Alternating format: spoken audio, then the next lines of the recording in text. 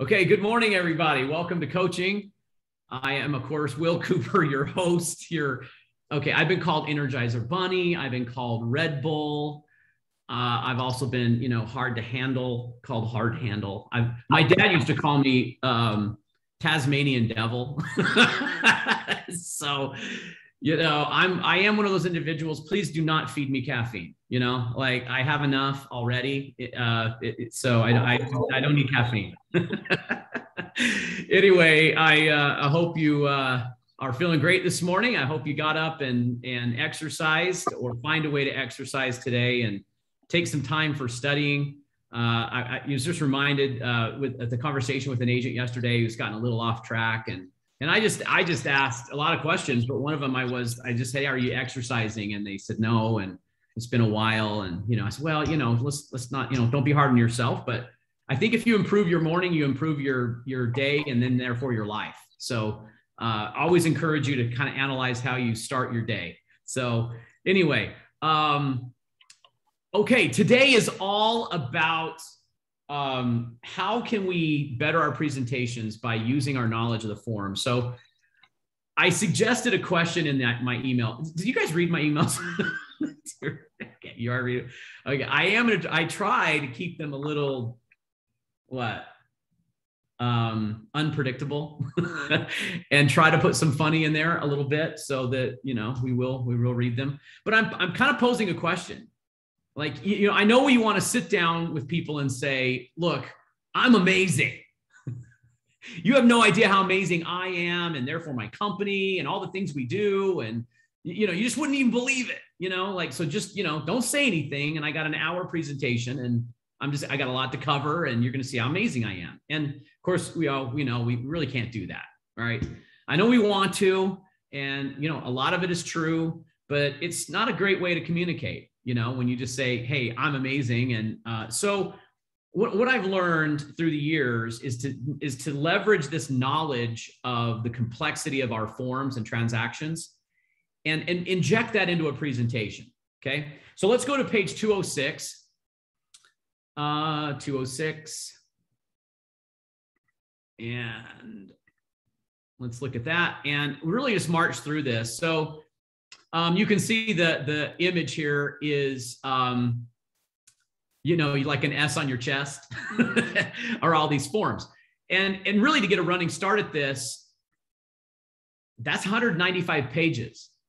That's how many forms there are. And in the last 3 or 4 years, there's been dozens of new disclosures, agreements, contracts that have added to the library. So what I'm asking here in this first section is, have you ever, had a potential seller questioning the amount of commission? Well, of course you have. We all have people wondering if the price they pay is in line with the value we offer. So it's very common, and I think it's a legitimate concern. So, maybe they've even suggested all I need is the MLS, and the house, will sell. Sell itself even. And I kind of like the line that a lot of work went into having the house sell itself. So something to kind of remember. But have you ever wondered how to illustrate your value? And I'm saying, well, yeah, perhaps there's a better way to do this. And so enter our legal forms or legal assets. I'm starting to refer to them as legal assets because they really are. Attorney's fees have been, and labor and time, and have gone into the creation of these, and they're really for your benefit. So it would break my heart if you're not utilizing a really strong advantage that you have being at Brookshire, because we have a lot of internal forms that are created for your advantage. So how do you use those? So you need to, so you might really want to say, hey, you need me to navigate through these complex agreements and forms, but what you should do is show them. So what I'm saying here is, and sometimes in presentations, it's better to show them and not tell them. Do you guys agree with that? Is it better to show than tell? Like many times it is, right? Many times we need a visual aid. We know this from basic 101 teaching and presenting is, refer to something, an image, okay? So instead of simply answering the question that would come up from a buyer or seller, grab the 190-page manual, right? Like literally, I'm going to grab it. and I'm going to flip through the pages. I'm going to stop at the exact document that addresses their question. And voila, guess what I have? See, I just showed them instead of telling them. See, and what I'm saying inadvertently is, see all these documents? I know them. I've mastered them, right?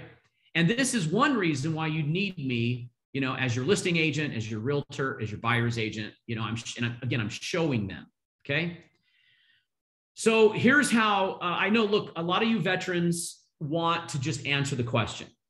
And you do that a lot. And I'm not saying you do it poorly. I think you do it really well, because look at our results. I mean, our results would indicate that we're doing it pretty well. But if you're still finding yourself with some commission objections and questioning all of this, and look, I have said, and if you haven't seen this pattern before, you could write this down, but we have to have a problem. You could write problem right here, and then dash solution, and then an equal sign value. Okay, but if they don't know what the problem is, then they have no idea that there should be a solution. Okay, well, the problem is these transactions are very complex. That's the problem. And they don't realize how complex it is. They don't realize what's changed in the last, say, 10 years since they bought a house, or, navigated through all these things, okay? Or their transaction was so narrowly, through the maze that they didn't realize there's a lot more going on outside of their own little transaction, right? Okay, so here's how we do that. Normally, in a live group, we'd pair up and do this. Hey, Joe, I'm just curious. Well, he's not in his chair. He's on the Death Star. So when he comes back, I'll ask him if we can actually pair up later and do those little breakouts. But we would switch. So we'd switch off of having, an agent and seller, role play this out. And here's how we would do. So we'd say a buyer or seller would ask a question, and then the agent's first response would be to acknowledge the question. That's a really good question. And then secondly, we would even acknowledge further by saying other people have asked this. So we'd say, yeah, we hear this a lot, right? Or many sellers have asked the same thing, or buyers in your same situation have asked the same question. So it's validating that the question they're asking is actually really good. Then we translate. Here's the transition to the manual. We say, what I think might be best is if I show you the actual document that addresses this. Okay. And I know you could answer it without the document. I know you could. But when you inject this into your presentation, you're bringing in more of the complexities, and you're saying, you see, there's a lot of different forms, disclosures, agreements that are there for protection. I know them, I've mastered them, and I'm a great resource for you. Okay. So that's what we want to say. And we do that by showing them.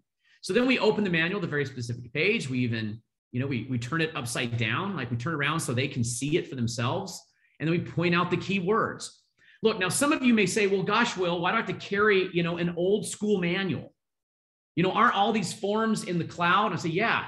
So go ahead, hook up to internet, grab your iPad, your laptop, your phone, and try to do it the same way. It's really challenging. I'm not saying it's impossible, but it's really hard to do. And what if you can't get internet?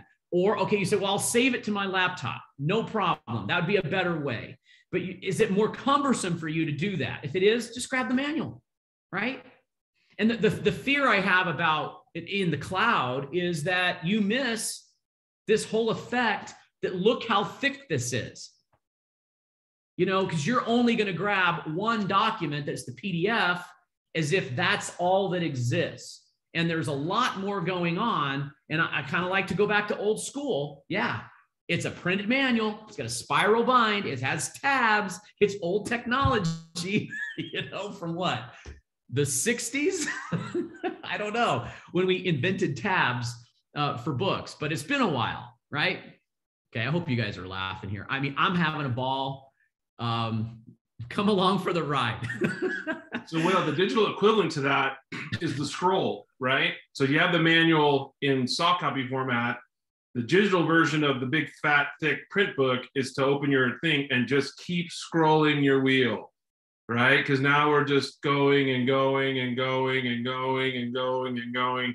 And then after a good 30, 45 seconds, they get it. Yeah, I've never read that much ever. So right, that's the digital equivalent. Right. right. And I think it's possible to do it digitally. I know a lot of you, like, that's just going to be your thing, and that's fine. I can probably get to that contract section and probably, this is like, I can name that tune. I can name that tune in probably 10 seconds, where scrolling through every page, like, and then it would be kind of ridiculous. Like, I know where to find the actual PDF of the document. Why am I subjecting my client to this scrolling process? You know what I mean? Like, so, but I'm open to it. The point is that we have to show them that there's a lot more going on out there than just the one question that they've asked. So I'm taking this specific question. So let's say on a buyer, you have someone say something like, well, what kind of things should we inspect? Maybe you just encouraged them or talked about inspections, conditions, contingencies, like buyer's due diligence. And they said, well, things like, Rachel, what kind of things should we inspect? Like more than just a home inspection? And you say, right? You say, well, that's a great question. A lot of buyers in your position ask the same thing. Is there something other than a general home inspection we should have? Okay, there's a million of these questions, you guys. So the pattern is what we want to learn today. Okay, so here's a couple places I would go. I'd go to the buyer due diligence checklist. There's my visual. And then I could go to section 8.1a, and I would stop right here after this colon. You see that where it says such as? Did you realize in the state REPC that this is, look, we didn't have to have this in here. This is for educational purposes. Okay, we could have just stopped at whatever the buyer deems necessary or approved by buyer, period. We could have just done that, stop. So why is all this here? Because I knew that Will Cooper would use it as a presentation tool. I know, in my world, it's, in my world. And so I love this because here's your list. So you can start marching through this. Look, a lot of these things are in the buyer due diligence checklist, but you can walk through and you can say, look, there's some things that we need to make sure of, right? You might even go on in the REPC and what if they said, that house we looked at, Rachel, needed a lot of work. The seller said he would do some of the repairs. How do we know they've done the repairs? So you might point to the section of the REPC in walkthrough that says you can verify that the items were completed as agreed. Again, you're using the document as the presentation tool. Okay. So let me stop sharing for a second. How many of you have, like, you've gotten used to the manual? You have the manual. I mean, do you have the manual? Let me start off with there. You got it? Okay, good. Look, step one to all of this, it's like any tool. It's like a technology tool, Joe. I mean, if you don't know how to log in and you've never logged in, then you're never going to go there ever. So you'll never use this if you don't know how to find your way around in it. So step one, hi, Darren, by the way, welcome. glad to have you. Darren, so look, hey, go to the tab section. Okay. Go to the tab section and get familiar with the layout. Okay. So let's do that. Okay. So if we go to our table of contents, it's got all of our tabs. Section 1 are all our internal forms. Okay. All our internal forms. Matter of fact, let me test you, but don't do more than one. Everyone, look, just pick one. Okay. I'm going to say right now we've got, I did this the other day. 1, 2, 3, 4, 5, 6, 7, 8. There are 8 legal assets that have been written and authorized by our attorney, Mark O'Brien, my dear friend, my coworker, my counterpart. Do you know what they are? So one place to look would be in section 1. I'll call your attention that if you're not a member of the Park City Board, everything that's blue can only be used by members of the Park City Board. So just remember that, okay? So look, I'm going to read them off really quick. Here's what we've got. Authorization to hold earnest money. So real quickly, this is a form that if we don't have a REPC signed, I can't accept the earnest money. But let's say somebody wants to send you the earnest money because they're about to write an offer and maybe they're going out of town. Maybe, you know, it's so competitive that they want to make sure the earnest money is already in the account. You find yourself holding earnest money without a REPC. That's the form you need. Number 2, earnest money held at seller's brokerage. Your seller, our client, does not want that earnest money held at title, but the buyer's broker, they don't fund a trust account support. Okay. Another advantage of Brookshire, we actually have an operating trust account, which we manage. It takes a lot of hours to do so. The accounting department, our admin staff, they oversee the rules and laws of operating a real estate trust account. Some brokers wash their hands of it. They want the title company to do it. The problem with that is that inside the REPC, it says that it doesn't require another authorized signature to release funds. Now, a lot of you know this, but you may find yourself in a place where the seller is like, look, I'm not going to agree to that. Earnest money in this transaction is very sensitive. Well, there's the form you use. Legal asset, already created, already done. You can use it. Number 3, buyer due diligence checklist. Absolutely critical and extremely important in this fast-paced market. We're going to be talking to buyers about strategies in which to win the bid. Okay, things like short deadlines, non-refundable earnest money, paying over sales price, okay, removing contingencies, truncated deadlines. I could go on and on, but these could be very dangerous and risky for a buyer. So we have to have this disclosure. And you can tell I'm getting very passionate about this because it matters. It really matters. No financing condition. You want to compete against a cash offer and you want to remove the condition, but you don't want your buyer to be sued for performance. No financing condition is the answer. Okay. Escalation clause. I'm going to stop with the short examples. Escalation clause, appraisal over, pay over appraisal, and the COVID addendum. Okay. If you're already feeling a little like, oh my gosh, okay, well, look, we can study through the manual. So we start with understanding where everything is. Tab 1, internal. 2 are representation agreements where we represent the client. Tab number 3 is agreements with principals. So that's where the REPC would go. Anytime the principals agree, that's in tab 3. Okay. Section 4 are supplementary clauses. And they're in alphabetical order. Because if we numbered the pages, guys, as soon as there's a new form, the whole manual's off. So we had to do it that way. I'm sorry. It was better than random order. This. Okay, I needed to. Yeah. Anyway, it's in alphabetical order, and it was like, yes, alphabetical order. I love to try to find a form by spelling. Yeah, well, it's better than no order at all. Notices are at the end of that, and there's a lot of new notices that have entered the world, and then we've got disclosures and closing disclosures.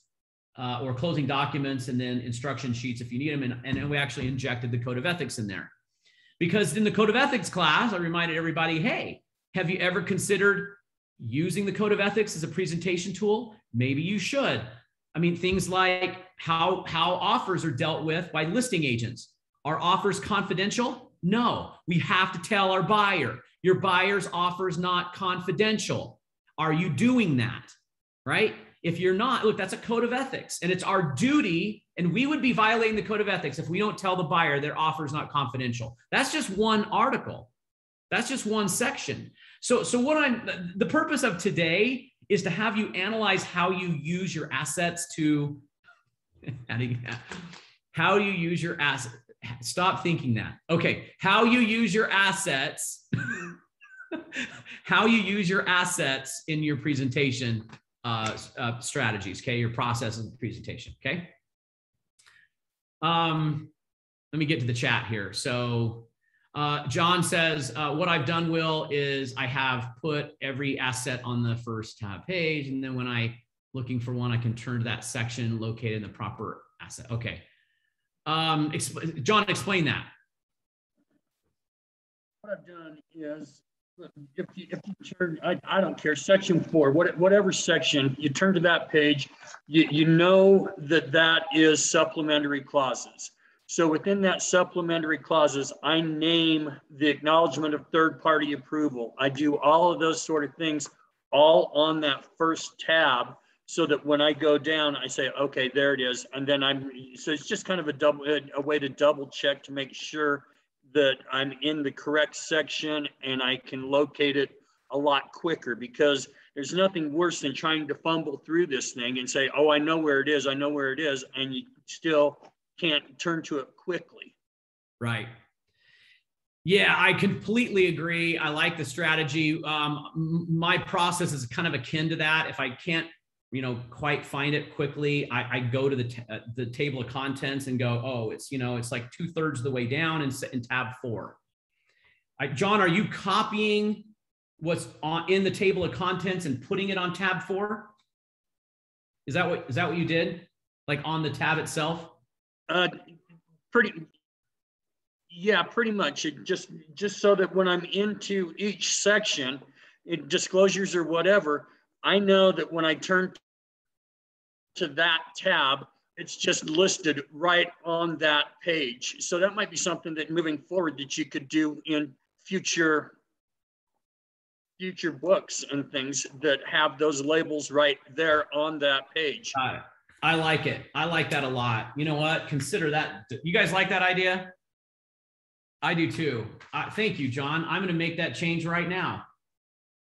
So we're going to list all documents in this section on tab. Okay, got it. In red ink. Okay, that means edit. Okay, thank you, John. I think that's a great idea. Another thing that I've done in using that, look, I'm in and out of this thing constantly. Look, lately I've been getting a lot of questions about, I'll tell you what I have flagged: personal property transfer agreement. I'm getting a lot of questions about that. And, so I just put a tab on it, a little marker. I used to, my old book, which Angie would attest to, my last version was just go to Office Max and get those colored tabs. They're kind of transparent, but red, orange, yellow, green, whatever. And you can find a way to kind of mark the documents you go to. You might use buyers as blue, green, or sellers because they make you the most money. And you might use new construction with orange, like construction cones, whatever you want, right? Or caution is disclosures, and that's yellow. But it's just an idea. Look, whatever you want to do to find your way around it. As long as you can really find your way through this, then you're going to use it, like all of our tools. Look, I'm going to suggest at Berkshire Hathaway, frankly, I think this is our expectation. I think our expectation is that you master these documents and that you can almost recite what they say, and where to find it. Like, you should know where to go. If someone says, look, how does this work about when I get the moving van there? And you go, that's a great question. A lot of our buyers ask the same question because there's a lot of things that happen. So where do I go? I go to the rep sheet. I go to section 3. I describe settlement, funding, recording, and then what? Closing and possession. Well, I can't move in until I have possession. So I could answer it. See, I could just do what I just did. Or I could actually go to the form and teach it. See? And when I do that, I'm showing the complexity, therefore the problem. I'm illustrating that I'm the solution to the complexity.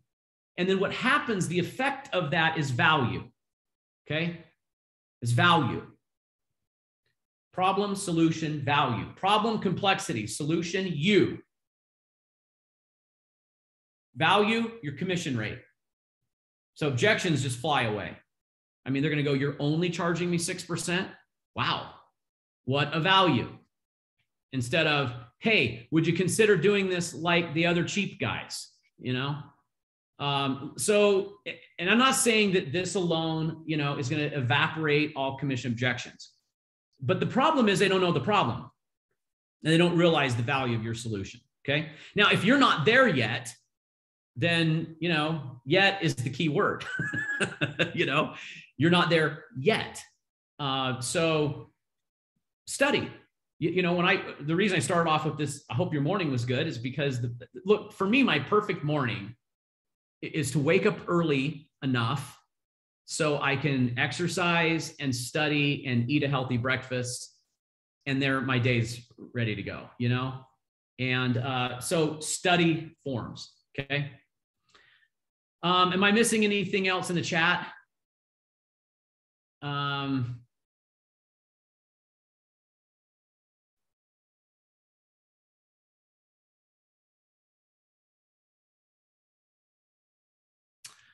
Yeah, I mean, okay, just that question, I think, about the tech versus the old school. And I don't know. Look, I'm not going to get caught up on whether it's the iPad or the laptop or the phone, but I think it's harder to use technology with this process. I just think it's harder. But if you want to download them all to your laptop or an iPad and then thumb through them so you can show them that there's a lot in this library, I think that's okay. But if you're holding it and you're the only one seeing the screen and you're scrolling, they don't see the scroll. Then you're going to the PDF and then you're only showing them that document. I think you miss the effect of what this is. That's all. So, okay, let's go back let's see if we can get a couple more examples here. Isn't this so fun? I feel you getting more valuable, like by the second. It's just like value is just permeating throughout everyone. Okay. All right, let's do number 1 on page 207. So show screen. I know, Tyler, I know. I mean, I can't, if you guys think I can help this, I can't help it. I mean, this morning I'm writing that email. I'm like, enter the hero of the movie, the legal assets. And I'm like, the orchestra cues, bum, bum, bum, bum, and you have to use the music, a movie voice, like the movie guy, Will James Bond transcend another challenge? This international hero will find love along the, enter the forms manual. All right, maybe it's a choir of angels. I don't know. Okay, all right, I'll get back. I know, poor Tammy. See, Jill Stringham's got it right. I know. I mean, she first married me because she says I was funny, but man, she's heard all my jokes. So I'm an old joke now. All right, share screen. Let's go back to page 207. Here we are down here. Let's try a few. So this is coming from a seller, not a buyer. And this one says, our friends just sold their house and they said the inspection was a nightmare. We are worried because our house is older. There's many things that are not to code possibly. Do we have to upgrade these things that are not to code? And what about electrical outlets that don't work? Do I need to call an electrician, to have these things repaired before we put the house on the market? Okay, there's your question. How do you get to a document? Matter of fact, let me stop sharing. So how do you get to a document? And what document would you go to? How would you teach this using a document? Come on, you experts. You got to use a document to teach this principle. Where would you go? The seller is asking about, hey, do I got to repair all this stuff before we put the house on the market? Okay, so look at Ron's answer. How many of you think we would go to the Rep C and maybe look at section 10? John, I think you're onto something there. So where would we go? Is it section 10? What's the subsection here? So everyone turn, if you've got the Rep C handy, go to it. Yeah, what tab is that? It's tab 3. It's about halfway through. And we go to section 10 is, we got warranties, 10.1, 10.2 is condition. 10.3 acknowledgments or disclosures. Okay. So what I might do here is I might start off by teaching the idea that our Rep C is designed as an as-is contract. And then what do you have to do to get the benefit of as-is? Okay. And I would talk about section what? Yeah, and disclose. You had to disclose. And I would also go to section 7. Now, again, we oversimplify things. We often refer as disclosures as only property condition disclosure. Not true. Look at the list. Look at the whole list of documents that we need in section 7. Okay. And then everything in 10.3, we've got to do that to have protection against as is. So you might approach this, look, here's the contractual perspective. Then you could enter into, let's talk about marketing and how I get top dollar to net the most. Okay. You guys with me? The seller said, do I have to fix all this stuff before we go on market? Great question. A lot of sellers ask that. You know what? Let's take a look at what our contract says, approach it from that way first. And then why don't we approach it from how do we net the most? Okay. There's your structure. And now you're teaching with the form. Now you're showing complexity, you're showing problem, you're showing solution, you're showing value. Okay, let's do another one. So number 2 there, seller says, so exactly what costs are ours? My neighbor said they ended up paying for the buyer's loan costs. Is that right? Will we have to do that? Anyone want to role play this one with me? I'll be the seller. You be the agent. Okay, dead slide. This is how you get everyone to stay on mute right there, Joe. Like, no, you know what I mean? You just go, who wants to role play? And they're like, oh, my computer, it doesn't work. I can't, it doesn't. Hey, I'm getting Travis to laugh. This is good. This is good stuff. Sorry, I can't. It's tech, you're breaking up. By the way, I took a personality test 3 days ago. One of the questions was, have you ever faked either lack of cell coverage to end a conversation or that you're actually on a call when you weren't? And I'm like, and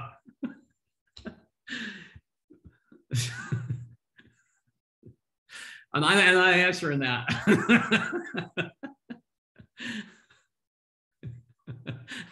Joe says, hey, I'd role play with you, but I'm on a call. I'm on a call. I can't role play. I'm on a call. Yeah, John says guilty. Okay. All right. So our seller says, hey, my neighbor had to pay for the buyer's costs. Do we have to do that? Okay. So thanks, Debbie. Section 4 and section 6.2. So let's see how that's going to look. We'd go to section 4, and here we have all the costs, who pays for what. Notice that it does not have loan fees in here. So where would that might show up? We're going to pay for title. So there's the contract, layout. And ideally here, you could point to the key numbers, like there are key, not numbers, but the key words inside section 4. The reason we're bringing up section 6, very good, 6.2, is because the seller is obligated to pay in favor of the buyer for the cost of a title policy. So there's our costs. Depending on price points, the seller might actually receive an offer where the buyer is financing inside their loan costs. So again, instead of just simplifying that and jumping over it and saying, I don't know, probably not in your price range, the market's gotten hotter, that's probably not your case. You could also show them what document, or would you show them that asks the seller to pay for closing costs? The buyer's loan closing costs, what document would that be?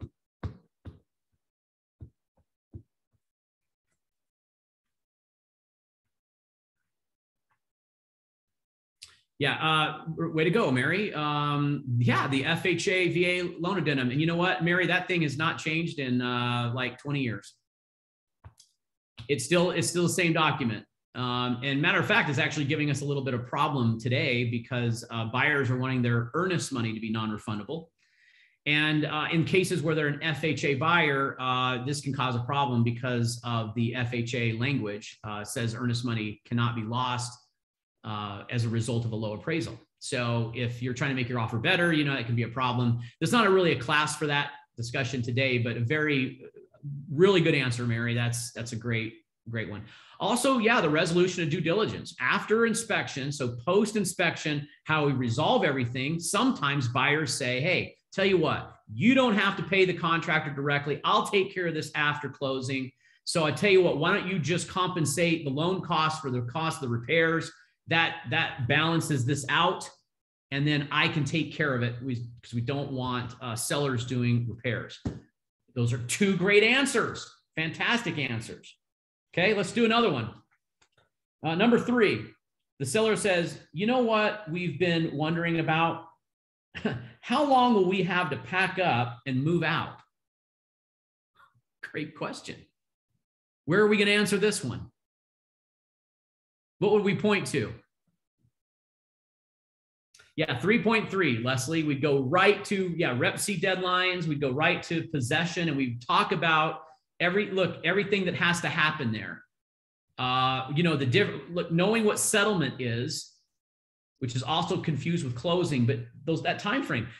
Are people a little on edge when we get to closing, and are they a little on edge?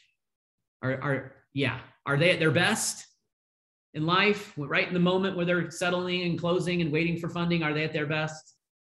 No. So the more we could kind of train them on the expectation here, the better we'll be. Did I ever tell you guys about the seller that told me he wasn't going to pack a fork? Actually said fork. I will not pack a fork until I have their money in my bank account. And it kind of, at first it's like, well, will you pack all the spoons? I couldn't help it, and of course, I tried to joke and he wasn't ready to joke. And I'm like, if you didn't pack the forks, I think, and you left them, no one would complain. And he's like, Will, be serious. And I'm like, it's impossible. I can't be serious for very long. It's part of my nature. My wife says you get about 3 to 4 minutes and then I'm not gonna be serious. So he says, I'm not packing a fork until their money is in my account. And I'm like, well, let's see what it takes to get money in your account and how long it's going to take to pack. Okay. Because we are talking about the gap between closing and possession, aren't we, guys? The gap between closing and possession. And I'm not really a big fan of this upon recording stuff. I think we get ourselves in trouble too often. We had a seller that, look, a couple of weeks ago, I had a seller who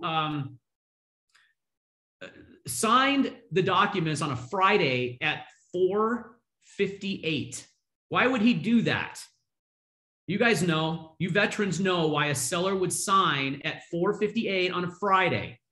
Because somebody agreed in the rep C to upon recording as a possession, and he didn't want it recording on Friday. And because the rep C affords for 4 days after a settlement for it to fund and then therefore record, he bought himself the weekend, didn't he? We knew it was coming. The buyer was furious. We called the title company. The title company, look, there's nothing I can do. I cannot record this transaction if he signs it that late. Okay. Well, maybe we need to go back and train on this and start answering these questions. Like, we need to march people through. I think we just get in a hurry. We're too fast. The market's fast, so we think we got to go fast. We really should slow down and go through the complexities and talk these things out. You guys agree? Okay. Yeah, Jody, you got it. It's too late to record, Bill and Mary. Yep, you got it. Yeah, and I think in desperation, it does cause errors, mistakes. We wish we could go back and change some things. Okay, so all right, let's go to page 208. This is additional, like maybe a for sale by owner kind of perspective. Agent says, I'm sure you thought about the technical challenge of putting an agreement together. It seems like every time we turn around, there's another new addendum, disclosure added to already massive amounts of paperwork. As a matter of fact, I carry every document with me. There's there are a few really critical sections to be aware of when selling your property. Would you like me to take a minute or a moment to highlight a few of these? And everything here is about tone. You know, these words, if said like that, sound very scripted. It's not what we do. You know, we should be more fluid. It's like, so the idea, you know, I'd be a little more, you know, passionate or, that's not the word, empathetic or understanding, you know, for who I'm talking to, and make sure I'm presenting, you know, from a human standpoint and not from a salesman standpoint. You know, like there's a lot of things I'd be worried about. You know, I just, maybe if you want to take a minute, I could highlight a few and I could show you what that is. So a seller says, well, what do you mean? And the agent says, well, for example, it's really important to be clear on what's included in your sale. Maybe we should walk through that, because in the rep sheet, it's going to make an assumption that these things are included. Let me show you a 4-point test that we do on what's included. And we go right to section 1. You see what I mean? Like that, like that's like initial, like I'm just getting to know you. You know, you're thinking about maybe not hiring an agent. There are a lot of things that I've seen are landmines. Perhaps I could just guide your path a little bit here, and let's be really clear. And there's some complexities within inside of all of that. Okay. Let's try some more with buyers, and then I think we'll probably be out of our time today. Man, the time goes fast in these coaching sessions. I mean, you know, I mean, it's, if you think about it, it's kind of like we're on vacation at the beach. Have you ever noticed how fast time goes at the beach when you're watching the waves? I mean, wouldn't you think that this is a lot like that? You know, did you see the commonality that I do? Sorry, you're like, this guy's crazy. Yeah, I am. I certainly love what I do. Can you tell? Is it obvious? I mean, do I need to just say it, or is it's obvious? Okay. I mean, look, Tyler, this is no different than being on the top of the houseboat in like Dove Canyon when the lake is flat. You know, I mean, it's all beautiful. Okay. So I was like, whatever you say, Will. All right. Number 5, page 208. Buyer says, here, let me share the screen for those of you who don't have a manual. So we're over here now. So buyer says, hey, what kind of things do people usually inspect? I mean, we were told, make sure we look at the roof, furnace, those things. But then one of our family members said we should actually test radon. So, you know, what items should we inspect? Okay, what form is this, guys? This is a pretty easy one. We've already mentioned it once. What form is this? Yeah, we could do section 8, John. What else? What else? Yeah, buyer due diligence. That's the best answer. I'd go through that list. And then again, I would add the addendum that's the internal document for Brookshire about strategies we may have to take that are additional disclosures. So I'd march right through that. Instantly, you've got complexity to a real estate transaction. Okay, number 6. How much earnest money should we put down? I mean, what do people usually put down? What does the seller get this money? You know, I've heard of some people, they lose their deposit. That makes me really nervous. So what's your suggestion? You know, what's your suggestion on earnest money? Great discussion. It's one of the first things we're going to talk about, earnest money.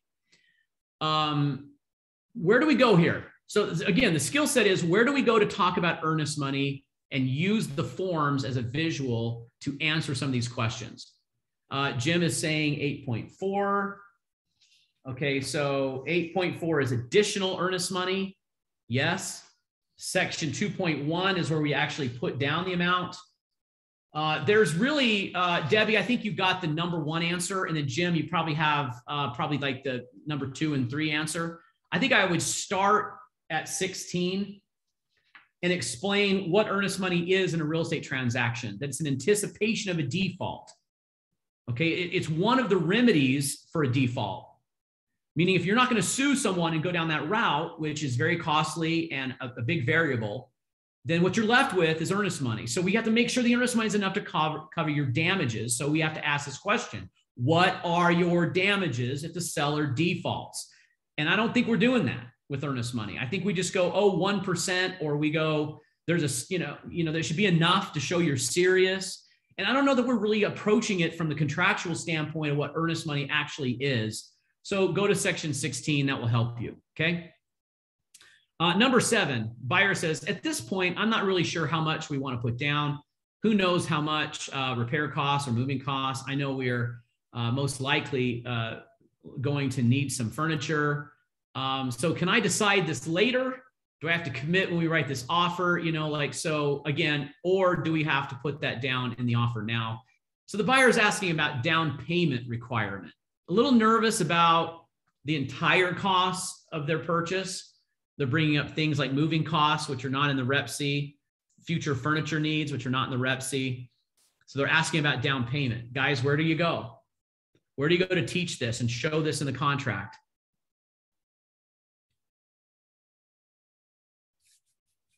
Come on, you veterans, agents. Yes. Tara says 2.1. What do you think? What do you think? A few of you are going, man, I'm really glad Tara answered that. It's like phone a friend. Well, in 2.1, we certainly list out what the down payment is, but there is a sentence here. Where is that shows them? Okay, it's actually the last sentence in 2.1, may be adjusted as deemed necessary by buyer and lender. So we are going to make an estimate about what your down payment is. It could be adjusted later. So that's a great question. And this may lead to another question. What do you mean adjusted? Well, you're talking about amounts that are 20 and 30% down. Perhaps you find out later that, it's cheap to borrow the additional 10%. And so you walk that back to 20% down. And this is a part of a bigger discussion. And again, I've used the contract as a way to show what the language is in the agreement. Okay, very good. Nice job, Tara. Number 8, buyer says, well, yes, we like property in the Walton Ridge subdivision. That's an association, right? How much is the monthly amount? Agent says, looks like the listing says $165 per month. Buyer says, anything else I should be worried about as far as the cost of an HOA? Nope, all good. Let's write the offer. Looks good to me. Okay, Jim says section 7, very good. These are all of our disclosures. Listed in there are covenants, conditions, restrictions, and any minutes or budget items from an HOA. We certainly want to get in a situation where the financial strength of the HOA is in question, or there's cost looming. Right, John, in section 4, special assessments. So you could found yourself obligated to special assessments in the homeowner association that could be, lurking in the future. So we don't want to do that. And that's a great question. Again, we can use the Rep C as a way to present, through that. Okay, guys, go to page 209.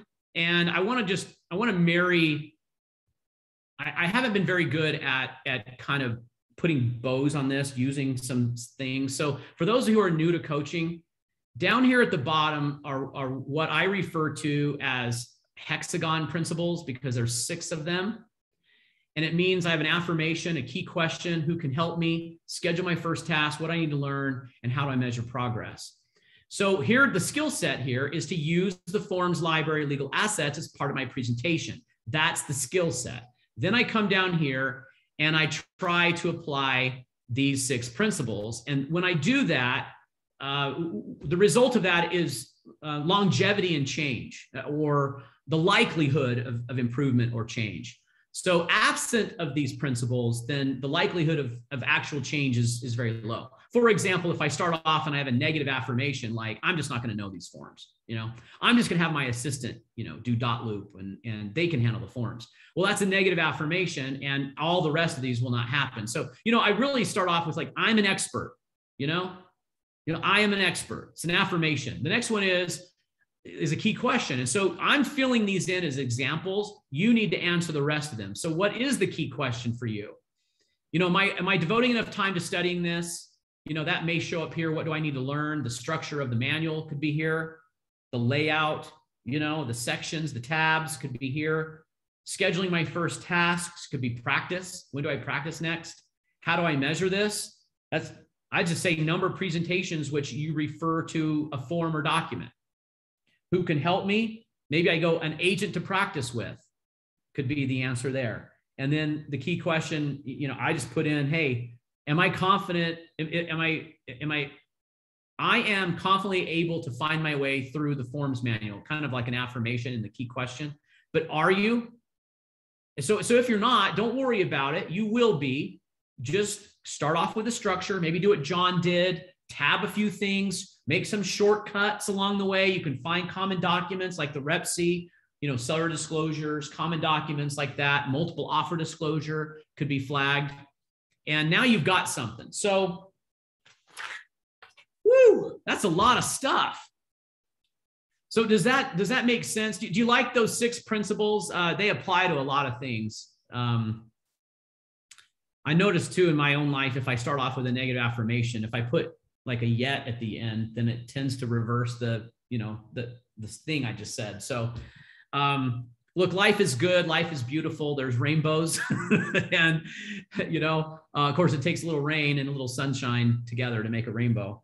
And I think you can learn all this. So let's do this. In the chat, what's going to stick out from this coaching session? What's your number one takeaway? What's your task, number one actionable item that you can do? Look, there's 47. We had about 53. And then I said a very poor joke and then everyone left. No. As soon as I said coaching is like sitting at the beach or at Lake Powell, I lost all credibility. No, what is it? What is it sticking out? What's the thing here? Know your contracts. Good. Build, study in my morning routine. It's a life changer, Britt. It's a life changer. You feel so good when your morning routine's a little better. And of course, I'm empty nesting now. It's a little easier to have a morning routine when you're empty nesting. By the way, if you have an empty nest, did you know that you can clean something and it stays cleaned? You won't believe it. It's like a miracle. Britt, unbelievable. Julie, you can't even believe it. Like I come back, there's still like vacuum marks in the carpet. It's a miracle. So, okay, study, improve your morning. Or you find out you were the problem all along. Yeah, slowly as the kids moved out, we found out, well, which one was the messy one? Because I couldn't blame the siblings. So true. Look, guys, I'm going to put a bow on this, but somewhere in, I was going to say my entire career, that's not entirely true. In like 1995 or 6, I think I was challenged by my broker to train a group of agents, and my whole life changed right there. As soon as I had all those faces looking at me, it changed me. And I made like this, I don't know if it was an obvious commitment, maybe later I realized it, but I made a commitment that if somebody would follow me and trust me, I would give them my life, not to let them down. And when I say give them my life, it means it would fuel me, it would fuel my study. And I became like an A student all of a sudden. And I consumed everything I possibly could that might help people I cared about. And it's a long time ago. And I've got a lot of, there's a lot of hours on these subjects. But I'll tell you what, it has served me very, very well in my career to master these things. And it can serve you well too.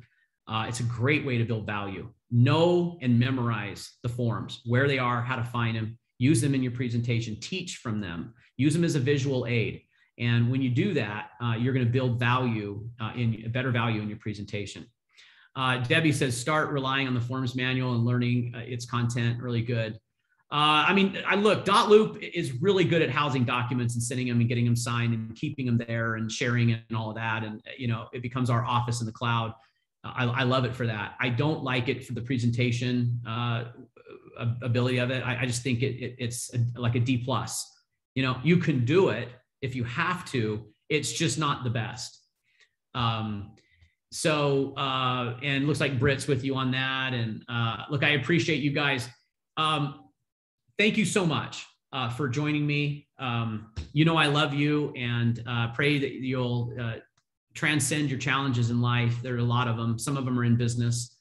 If I can ever help with those challenges, I'd be happy to and honored to.